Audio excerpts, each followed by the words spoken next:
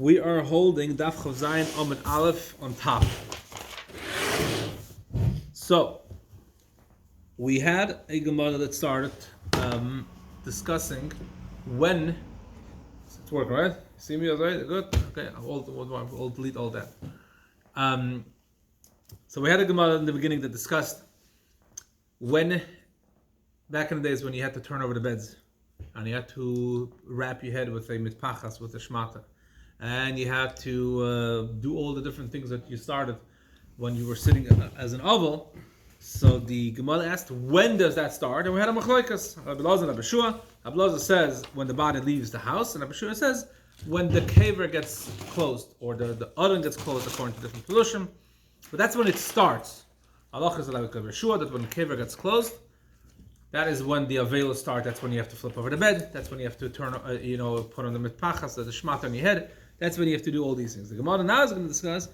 So we know that out of Shabbos you don't sit do avelos. Definitely the things that are for Hesed, the things that are in public, you don't do. So when do you go and turn over the beds, which is something that's in public and people can see that you're an avel, so you have to turn over the beds? How much time do we give you? But all the other things, like let's say taking off the shmata of the head, that takes a moment. Just take it off your head. So that is till Shabbos. But the beds take a longer time, especially if you have a large family. And the Gemara is going to say every single bed has to be turned over.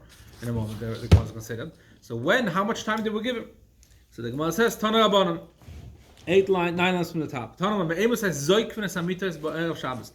When do you upright the beds to on Erev Shabbos? And the Gemara, min ha-mincha l'mayla, from mincha l'mayla. Tosfos asks over here, which mincha we're talking about? Are we talking about mincha gedola or mincha katana? We're talking mincha that's right after chatzos, or the mincha that's before shkia. And bepashtas the bala halacha, the paskin that we're talking about the mincha katana, not the mincha gedola, because we don't need so much time. We need time, but not so much time. So that's the psak halacha that mincha katana from the later mincha. You can start flipping over the beds. Chav Zayin Amud Aleph. You can upright the beds. Even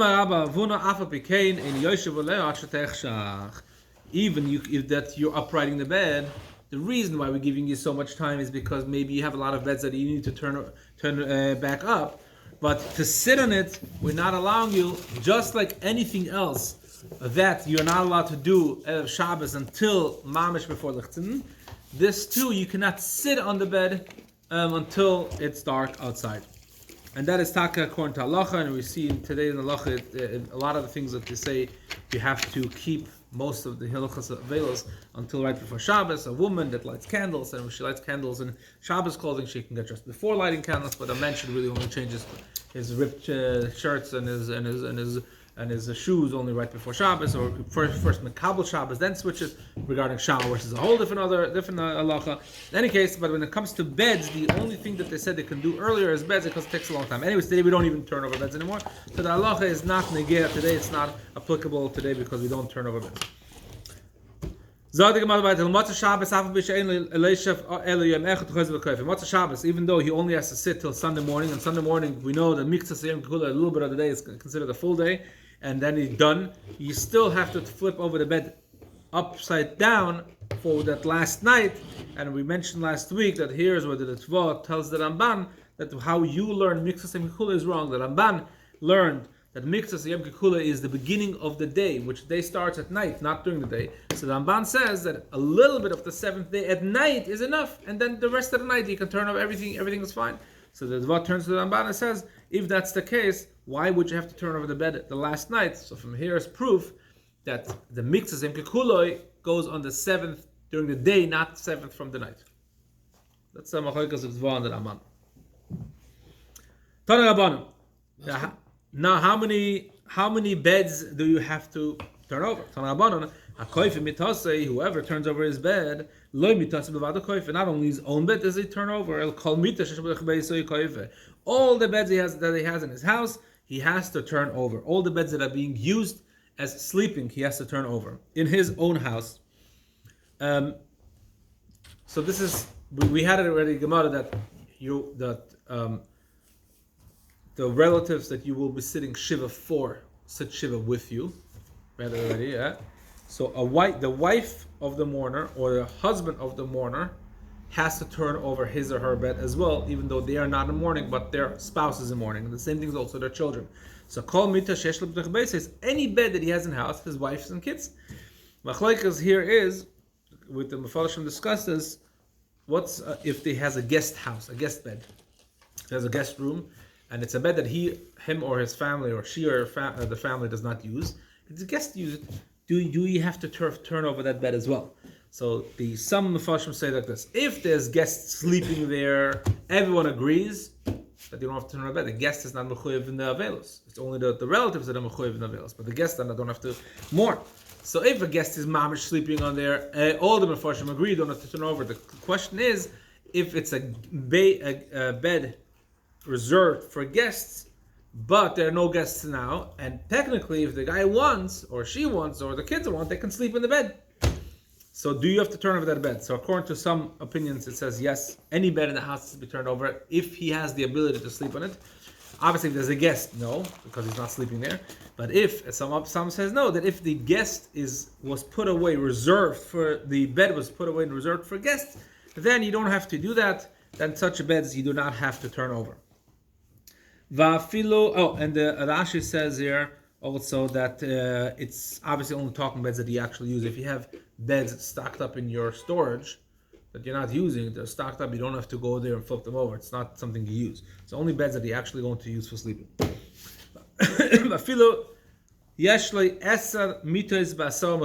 What if it's not in his own house? According to, this is the way we're going to learn it. If it's not his own house, he has, Baruch Hashem, he has a bunch of homes, and in each home he has beds. He has a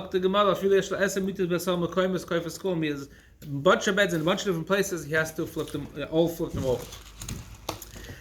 Why? Because in each bed in each house, it's a possibility he's going to be doing shiva. He's going to sit there and he's going to sleep there. So therefore, in each house, you have to turn it over just in case he goes there. What if this is all? If he is the mourner that he is sitting for his father or for his spouse, for his son. What if he's going to be sitting shiva? Usually you sit in the place that the person that you're sitting shiva for passed away. That's the way we do it today, yeah? That everyone goes to the house with whoever passed away and they sit shiva there and they sleep there. In most cases. What if it's not in the house? What if you're sleeping in a different house? So if there's 5 brothers and one of the brothers passed away and each one lives in their own house and has their own family and each one is sitting shiva, let's say by themselves, and you technically would say you're not sitting shiva in the house of the person that passed away. You're not sitting in that person that the guy's house. Still, you have to turn over the beds. So the basic that explaining this, it's either a pirush. We said that you have to turn over all beds. I mean all beds. I mean all the beds that you own. Some people say it's different lochas. That all beds means in your house. All beds that you own means that's not only in your house, but it's homes that you own in other places. And the third piece is a new halacha, where it's even if you're not even going to be in the same house as the person that passed away lived, you still have to turn over the beds. But if it was a bed that was put away, it was a bed, but it was put away, it was just used to store laundry, kalim, whatever it was, pots and pans, so you do not have to turn it over because it's not made to sleep on. The same way we said with the storage. Dalgash, and the Gemara is going to explain in a moment what it is. And so you do not have to flip it over. You just raise it up. Okay? Is it a footstool or something? No. So one second, we'll see in a moment. Shimon says, Dalgash, instead of flipping it horizontally, vertically, you basically go flip vertically.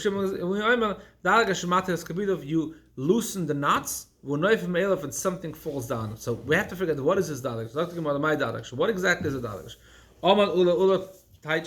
What's a dalagash? Also the gado. Polish like to write many times when they want to write mazel to someone. They write mazola toiva v'gad yoel. Basically, both means a good mazel. Also, the gadam is a bed for good luck. And unfortunately, say you cannot create a bed for good luck. It's something you don't really do. It's basically a bed that they prepared in their home. This is the bed for my lucky angel, for the angel, the malach that has the luck. this is a bed I prepared for him. No one sleeps in it. It's just a thing that you put away, like the same kisa shel yonavi you have. Some people even have in their homes kisa shel yonavi. This guy has a bed, and back in those days they had beds that they put away for the mazel. The mazel should shine in their house. That's what Ula said. So if you and basically, and Ula says such a bed you don't use, therefore you don't have to turn it over, but because it looks like a bed, lift it up. Or according to the Shimon Gamliel, because it looks like a bed, it has strings attached, some kind of thing that the person could technically sleep on. So just loosen the knots and the thing falls apart, and that's it. If you say that this is a bed of good luck, or a bed made for the malach of good luck, gabe melech detnan. We learned by King Kolam Mesub Manod V'hu Mesav Al that a king, when he sits shiva, and the people bring him the food that he should, the Sudas Avdah, the first meal. So what does it say there? That the nation, all the people sit on the floor, V'hu Mesav Al and he sits on a little raised stool, on a dargash. So if you say that this is a some kind of bed that is made for an angel, so he's asking me, is there such a concept that a king would never sit in such a bed because it was made for malach? It's not made for people to sit. V'hashta, now that he's a mourner, we sit him upon this bed.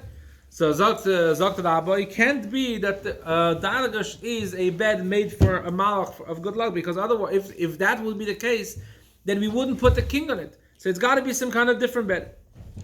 So no, your question doesn't make sense.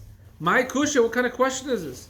It's the same. You're saying basically, why would you put him on a new concept, a new bed, something that he would never sit on? Now you put it sitting on there. Basically, you're saying that he's a mourner, so we're introducing new concepts in his mourning as a king. We're going to introduce new things. So Al-Bashi says it's true. We do introduce new things for him. A king never eats from someone else. He never goes out. He always has his own stuff. He never relies on someone else. And when a king sits and Shiva, and he starts sitting Shiva, what is the first thing a person does after they bury the body? The first thing is you sit down and people feed you food. And the Gemara is going to say later on why. But the first meal is being fed by someone else. Yeah. Havdah. So the Gemara says a king does not usually eat someone else's food. And here we change the way things are done, and we give him someone else's food. The same thing also, it's possible to say that although he is a mourner, but because he's a king, we're going to put him on a bed that belongs to an angel, and not his bed, so that's not a problem. So the way you ask the question that we would not do something to the king just because he's a mourner doesn't make sense, because we do something. My kusha, the same thing is also by eating and drinking. The until now, we would not feed him, we would not give him to drink. Hashta, now that he's a mourner, we do give him. So the same thing also, put him on a different bed. So Dr. Ashi, but I have a different question on Ula's pshat, on what Ula says that the dalgash is a bed for good luck, for the malach of good luck. This is how you should have to ask it. We learned in our Mishnah here, Dargash, in our Blaisa, the Tanya, the Dargash, and it's a Dargash, you don't have to flip it over. Elo Zoik, we just raise it up, standing vertically. Now, so the Bashi asks, so the Gado, if a Dargash is a bed for good luck, but it's a bed, why should it not turn it over? We said in that same Blaisa that all beds have to be turned over, including a bed that you're not that technically you could sleep on, but you're not going to sleep on it. Not only his bed, you have to turn over all beds. So therefore, Daragash cannot be a bed that you would use even for a malach for good luck. It has to be something else. You ask him, but your question also doesn't make sense. Umay kasha. You're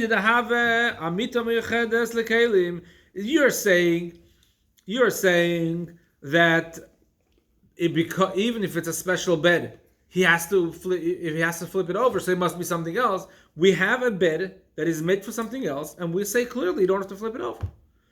If the bed was put away just for garments, for kalim, for pots and pans, or whatever it is, and you don't have to turn it over. Lechafoisa, the Meforshim say here, it means you don't have to turn it over upside down. But you have to raise it up. So the same thing also dalgash, even though it was made for something special and not made for people to sleep on, technically it should be raised up. So the dalgash could be a bed made for good luck or for the malach of good luck, and you should then everything makes sense. If you have a question on Ulas Pshat, what a dalgash is, hakasha. This is the question. Rabbi Shimon Gamliel said, "Dalgash mate kabito v'netul meilov." A dalgash, you loosen the knots and the whole thing falls apart. If you're talking about it, some kind of bed that is made for a malach, my kabitin islay. What kind of kabitin islay? You have to explain it. Basically, the dalgash was a bed that was done differently than a regular bed. A regular bed has loops around. We had it already a couple of pages ago. That was you went this way and that way. They were looping around, and then they went around the actual frame. So it was, if you want to loosen it, you learned about Chalamoid, that Chalamoid didn't know how to make the new, may stretch it, and etc. So, and a dalgash was something else. It was not meant to hold a lot of weight. It was basically, it's more a designer thing. So they looped it in and out on the sides.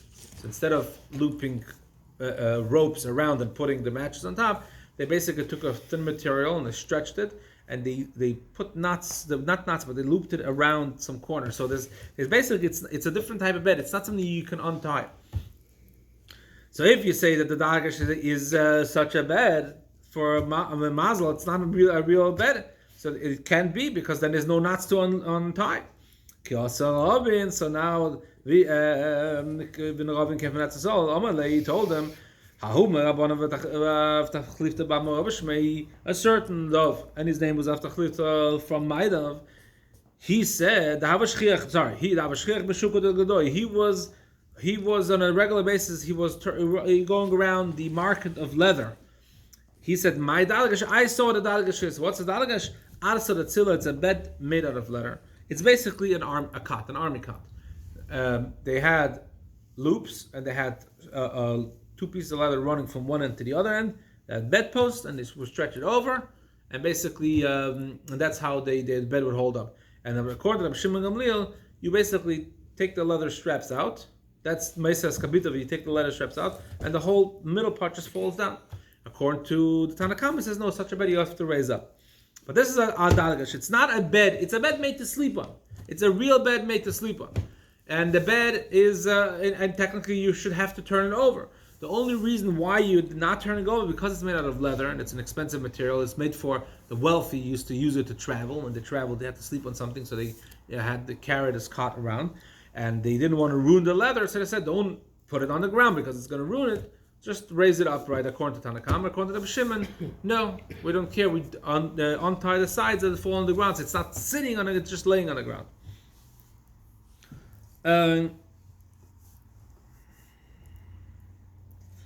Itmanamim, Amar Abiyami, Dalgash Seruga Mitoichoi, Mito Seruga Gaba. Dalgash, like I said before, Seruga is Mitoichoi.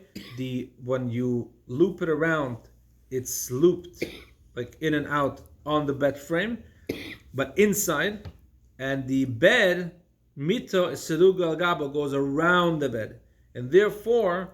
Here, when it's looped around, and according to Mita the Tzila, but it's looped around the leather strips, so the Shimon says, remove the loops and the thing will fall apart. Amar Rabbi Yaakov Ach, Amar Rabbi Shua ben Levi, Halacha Rabbi Shimon ben Gamliel, Halacha is like Rabbi Shimon ben Gamliel. Amar Rabbi Yaakov Achi, Yaakov said another thing, Amar Rabbi Asi, Mito Shenakleteo Yoitzin, Zoik Vavadaya, a bed that they have a headpost and a footpost, a headboard and a footboard. And in the middle of the headboard and the footboard, they used to have two sticks sticking up, and then it was done in such a way that it was able to hold another rod going across.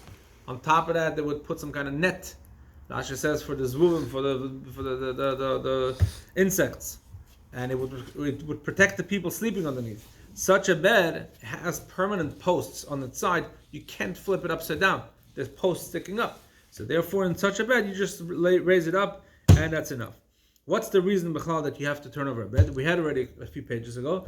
It said that it says about Avelus that the neshama That the Eibush turned, basically the Tzelem Elokim turned over, I believe. I'm going to recall where this was.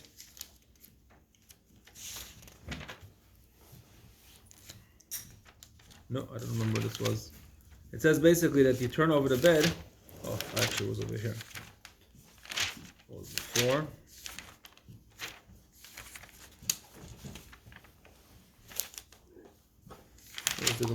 What's it called? Oh, here.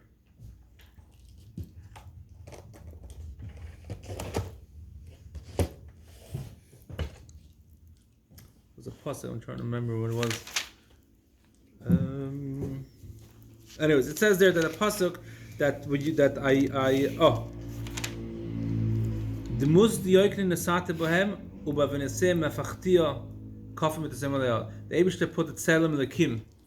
And each person, the Eibishter created every person with his image, and because of his avedas, he passed away, and I turned over their tzelem lekim, and therefore you have to turn over your beds. So there is a concept of turning over the beds, not because you have to sleep on the ground. You have to turn over the bed. It's a thing in itself. Today we don't do that anymore, but turning over the bed does not mean that you have to sleep on the ground. It means you have to turn over the bed. And the Gemara is going to discuss this over here. Tana Rabbanan. Yoshin al gabe kisa. What if you turned over the bed and then he slept on a chair? What if he didn't turn over the bed? Instead of turning over the bed, he went to sleep on a chair instead. I don't want to sleep comfortably, so I'm going to sleep on a chair. Al gabu dainik dorlo, or he was sleeping in a big, like crushing thing. What is a big crushing thing? And they had room to lay down and sleep there. Al gabe kalka is also not comfortable. Al gabe kalka is sleeping on the ground. He's not yoytze because there's a concept of there's a concept of turning over the bed. Specifically the bed. Where you are going to sleep afterwards is a different story. If you turn over the bed and then you want to sleep on the ground, you want to sleep in a chair, so there's a machlokas with the Rishonim and the Shalmi brings down, and the Raiva and the Tva agree with it, that you can, once you flip over the bed, you can sleep on the ground, you can sleep on a chair, you can sleep on in a press, whatever you want to sleep. That's not comfortable, that's fine. You have to turn over the bed. The Ramban is the only one that says, no, you have to flip over the bed, and you have to sleep on the flipped over bed. Okay, Tana Rabbanan. Mechabdin umarbitzin v'vesavel. You're allowed to clean, mop, or whatever, put the dust, dust the place. Umarbitzin v'vesavel, umadichin, and you're allowed to, during Shiva, gets dirty, you're allowed to clean up. It doesn't mean that you have to live in a pigsty. You can clean up. Umadichin ka'odes or koises v'tzloichias. You can wash out, rinse utensils. V'kitoines, jugs and jars. Even if you don't need it immediately, you can still clean it. But you cannot bring incense, good smelling spices to the house of the mourners. That's not true. We learned in the Belaisa, the Bakabala taught us, you're not allowed to make a belacha on incense, on spices. You can make a bracha on these things, but it means that you could bring it. So you see here that you could bring some. And but the Gemara, one is talking about the house of the oval, and one is talking like in that shul they have. The guy lives in one place, and they have an oil outside. They usually put up a tent. Here is Nichma Velim's outside in the tent. In such a place, in the tent outside, you could smell good. People are coming, it shouldn't smell bad. But in the house of the oval, for him to have pleasure from good smells, that he can't do. That's one pshat. The other pshat is, Beis HaOvel goes in not Beis HaOvel, Beis HaAvel, the place where there is sadness. The house where the dead body is in, until they bury it. They don't want the smell to permeate the house, so they put an incense to mask the smell. In such a place, you're allowed to put besamim. You can't make a halacha because it's not some you can only make if you're using it to pleasure, to enjoy yourself. This was made to mask a smell. So in such a place, you can put besamim, you can put spices, but you cannot make a halacha. But later on, when a guy sits shiva, that's for pleasure. You can't put any besamim. That's the end of this Gemara. Okay. You cannot bring food. When you bring food any time of the year. You bring food to a Beis Ha'avel to give him the first meal, the Sudas Avodah. You cannot bring him a tavla on boards, right? We have boards there. The meat boards. The meat boards. Can't bring on the boards, tavla on a tray. Loibas kutla. It's a big basket. Veloibe, a nice basket though. Veloibe kinoin. Kinoin is another type of it basically these are nice trays, nice way of serving. Ela besalim, it has to be simple baskets that you use. Ve'enan b'chsavelim, and you do not say the bracha of avelim b'moed. Back in the days, as soon as they left the cemetery, they ate their first meal in the street. And we discussed, I think, last time that are you allowed to drink wine? And you went to some people's house of Shiva that the wine was running like water. It says there that the bracha that they would make on the avelim, they would actually make it on the wine. They would drink a cup of wine and they make a certain bracha. This bracha you don't say in Chol HaMoed. But you stand in the two rows that we do today. And then you send everyone home because there's no Shiva on Chol HaMoed. Everyone go home. Another pshat is means that you do this nicham avelim once in the two rows, and we don't tell them, after Yanta you have to come back because you never went to console this mourner. You have to come back. No, if you did it here, you're good and you don't have to come back. You still have to come back because there's a lacha we learned already that but the chiyuv, the first chiyuv you did already. We don't put the bed down in the street. And the Chol HaMoed, is a hesped that we shouldn't. That shouldn't get used to make a hesped. The Gemara is going to say later on that a Talmud Chacham, we don't do a hesped in Chol HaMoed. A Talmud Chacham, a true Talmud Chacham, you'd make hesped in Chol HaMoed because it overrides. Anyways, according to halacha today, they write in halacha that today we don't have no. I shouldn't say we have no true Talmud Chacham, but today it's very hard to find out or to ascertain who is exactly the real Talmud Chacham that you would do an eulogy. But in this case, we're talking about even a Talmud Chacham. You don't stop the bed in the middle of the road to do a eulogy, a grand eulogy in the street. You put him in a shul, you put him somewhere in a side road or something, but not in the main street. Why? Because that people shouldn't get used to it. That a Chol HaMoed you can make a hesped, even for the regular people. Bed, the bed of the mita of a woman, the casket we never put in the street and they're covered because it's not honorable to leave in the street and eulogize over there. Tana Rabban, Zadigman, Tana Rabban. We're in the beginning. Ashirim beklos shel kesef v'shel zav aniyim b'sal netzam. In the beginning, when you used to bring food to the house of the avelim, if it was a wealthy house, they would bring it in trays, pots, pans of silver, gold, and the aniyim, the poor people, would get it b'sal netzam shel areva. They use simple woven baskets made out of leaves of just leaves. And the poor people were embarrassed that this is how they basically, if they walk to this, must be they're poor. His kino, so they made a takana. Everyone brings in simple baskets and simple trays. Yeah. Because we have the honor of the anim. This is the people that are sitting shiva. Tana Rabban. In the beginning, in the beginning, when it was very hard to get clear, nice glass cups. So they would give in the house of the Ashirim, they would serve them drinks with clear glass, and the Aniyim would get with a colored glass because that was cheaper to make, easier to make. Again, the poor people were embarrassed. Again, they said, we're going to make a takana, everyone has to drink this way. Don't forget, this is people are sitting, they're sensitive already, they're sitting shiva after someone passed away. We don't have to rub it into them that whoever passed away was poor, or you're poor. Very interesting halacha. In the beginning, they would have. I'm saying, how come? I already said that we're vulnerable and whatever. Like, well, how come these guys only, or do they stopped at a certain what? Or do they find themselves in other areas in Yiddishkeit that like? Why is very? Usually, we don't care about your feelings. Why is it like? This is, I guess, it's a very sensitive. I don't know. It's just. So we have the concept of... You have a good question. You have a good question. That's true. You're saying there's the concept of like... Take it up with the Chacham. Gotta take it up with the Chacham. Megalim Pnei Hashirim, they used to have open caskets, Levias. Megalim Pnei Hashirim, they would open up the casket and they would see, the people would see the face of the Hashirim. They write, what's the point of having the Hashirim's face uncovered? Because the guy looked perfectly fine, he had rosy cheeks and everything is good, and it's to arouse the tshuva by the people. See, even such a guy that is so well fed and everything, he's gone. He's going to the ground and the worms are going to eat him. So make tshuva. But an Ani, he probably died, he was hungry, his face was black from hunger. Their faces were darkened because of the hunger. So they would cover their face. So if you go into an Oval's house and you see a Levaya passing by, and you can see right away, is the guy poor or wealthy? If he's opened up, he's wealthy. Everyone is covered.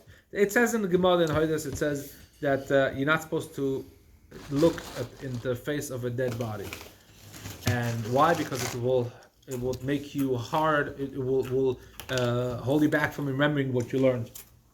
And they discuss it. It has to be like a very deep look. It has to be a constant look, like you're staring at it, not just a simple glance. And later on the Achronim, they discuss whether this is also a picture. If you see a picture of a dead body, is it the same way as seeing a real dead body? But there's no problem according to Halacha to look at a dead body for a moment, for Levaya. It's a problem because the Russian guy that Putin killed was open casket. Yeah. It was him? Huh? It was him? I don't know. I will say, by the way, about that, I don't think there's any real aniyim today, the way there used to be. What we're talking about here is aniyim that don't exist anymore today. And Baruch Hashem, we don't have aniyim anymore like this. That die from hunger. Yeah, but I think he's asking how is it? The sensitivity. Does it? Yeah, because technically you don't need that sensitivity anymore. It's like what you're comparing it to is like comparing it to like a rich person can make a very nice chasana, and a poor person can't make such a nice chasana. But even a poor person's chasana today was a rich person's chasana then. So yeah, it's not the same thing. A poor person back then was a real poor person. Okay, people didn't have food; they would die from hunger. Why are we not sensitive in other areas as well? Okay. We're behind the mitzvah. I'm Then saying the Purim is coming, famous story with the guy that found an ani, found a poor person that didn't have 200 zuz in his pocket, right? The question is, how did they know whose house to bring a colored glass to? Right. You don't have today such a concept. Like this person, we're going to bring a colored glass to their house. Also the concept then, where we talked about a few dafim before, that you have to suppose it. You have to sit shiva longer for a poor person. What was it? It was the middle of the Moed. I don't remember you're right, because they suffer, right? How do you know exactly who's poor and who's rich? Right? How you have to count how much what's the number in their bank account? And you have to say 3 days or 2 days. Is that basement? You have yentas. So what's the real answer? The real answer is that poor was taka poor. Yeah. It was the concept of pashut and evyin in those days. You don't see that anymore today. You only see that with homeless people who are not really. That's a separate problem. That has to do with drugs. That's it's a machla. You don't see such a concept anymore today, and Baruch Hashem for that. But you don't see such a thing anymore. Yeah, you don't see that. I'm sure there's rural areas in Russia where you do see it, but I'm saying you don't see it anymore in the normal places. You don't see it in. So that's basically the answer. Shkoyach. That's what I think. This is my. I understood it's a question different. I was going to say a question saying that if we're so sensitive in one area, why are we not sensitive in other areas? Why the because we always say there should be a level in Esther that like one guy, somebody's going to be embarrassed if one guy walks in with this and he has it.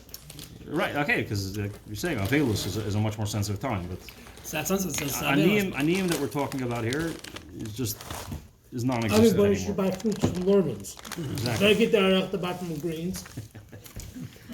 Okay. So they ended up covering everyone's faces. But in the beginning, they would take out a person, an usher and dargish, which we already discussed what a dargish is, a bed that was looped differently, a more chashav bed. Vanim b'klicha, and agnim with a regular, what's it called, bed for dead bodies. Tosa says that it could be read klicha, could be read kliva, which is like a almost like a kluv, which is like I think it's called the gurney.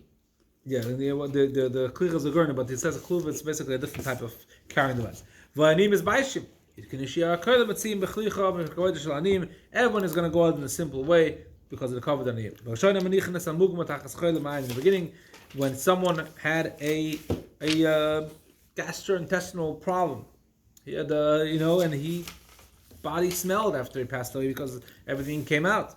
So they would put mugma, they would put spices and smelling stuff under the dead body.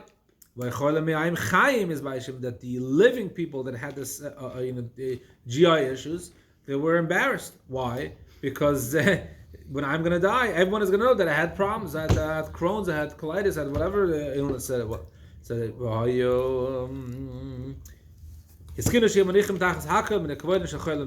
decided they were going to put the spices under every single body and every single dead body.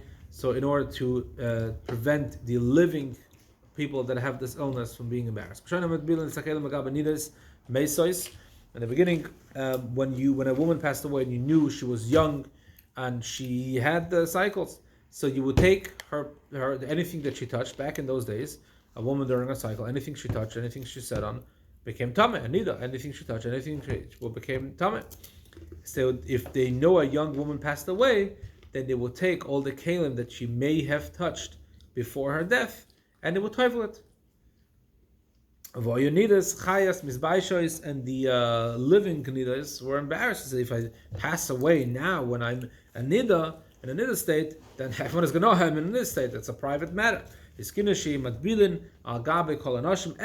If a woman passes away, all the kalim in the house, all the pots, pans, beds, whatever she touched has to be toivel. Because of the covet of the living nidas. Thank God we don't have to do that today. Imagine every 2 weeks we'd have to run to.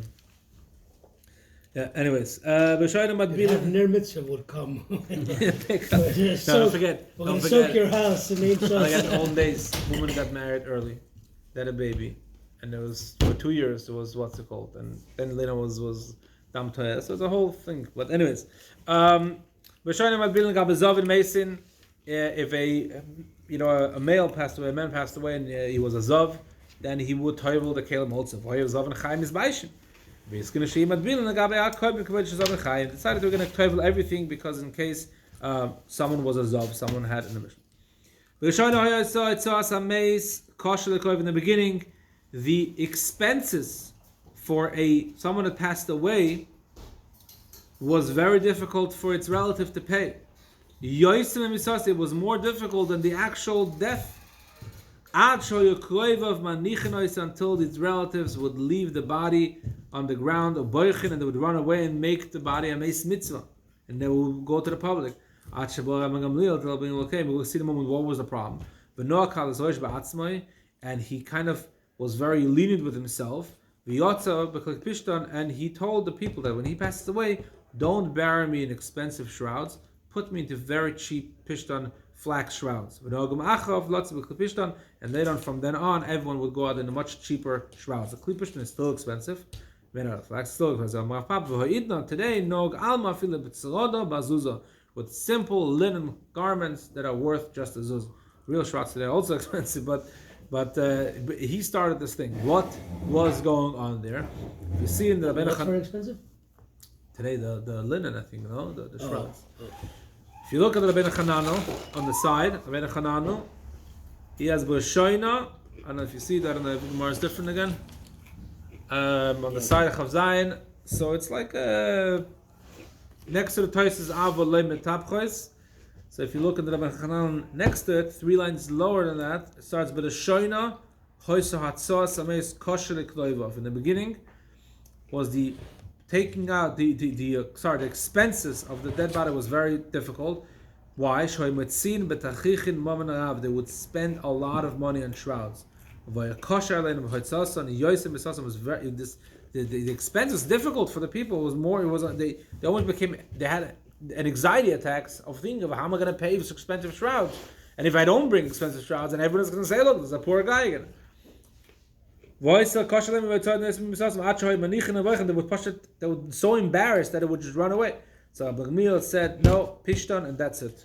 And since then, it became a minhag that the shrouds are made out of the most simple material, and that's what we do until today. We're going to finish off with an interesting toises over here. Wow, that's crazy. With an interesting toises over here, bechlicha. The toises in the middle has like a darker line. It says cholzeh. All this was done to not to embarrass whoever does not have the funds. The top toises on the right side here. So in the middle it says v'chol zeh. I'm not going to read everything, but just an interesting concept it brings down. We don't embarrass someone that doesn't have either the financial ability or someone that doesn't have the knowledge of doing something. We skip the line. From this halacha, we bring a proof. That's what he said. 8 psukim in the Torah, a person when he goes up to the Torah reads themselves, because these psukim are, everyone knows them. We don't have to say that the shliach tzibur shouldn't read it. Ki be'yemeim, the moment I can explain, yemeim in those days, in those days when someone got an aliyah, they would lay in the aliyah themselves. Okay? So, and later on they make up the Korah. Now they changed it. Why? Because they give covet, they take up the honor of the person that they call up, because if they're going to call up someone that doesn't know how to read, he's going to be embarrassed. So they made a takana that today there's a shliach tzibur balkoida that lays. Lerman, we have another example. In the